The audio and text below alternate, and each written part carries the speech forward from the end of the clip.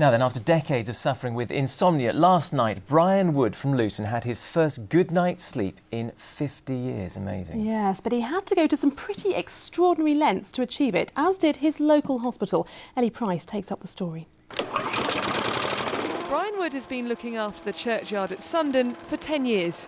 There's always lots to do at this time of year, but time isn't something Brian has.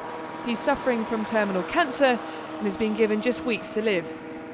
But he's determined to make the most of that time.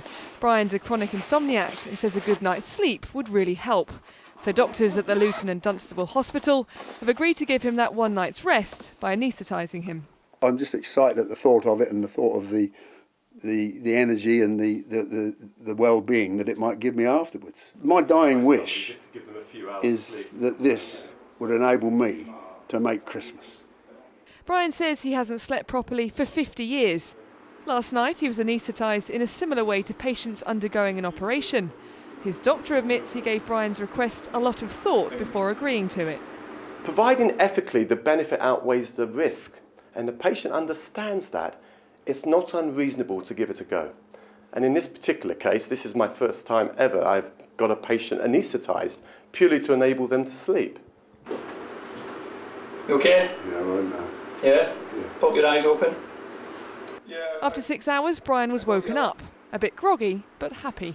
I know I'm going to feel better for that later on today. And he did. Just hours later, he was back at his beloved church in Sundon. The place holds special significance. Sadly, his son Jason died 2 years ago. His grave is there. This is where I'm going, and I've already prepared my little place, because this will never be disturbed again. I shall be cremated. Brian says he's not being morbid, just realistic, and his sleep has put him in a very good mood. I can't stop laughing for one thing. I've got this chubby face because of the steroids, whereas normally I'd be looking a bit ill and gaunt, and which makes me look well, and that makes me feel good. And I've had this sleep, so I can't stop laughing. Why would I stop?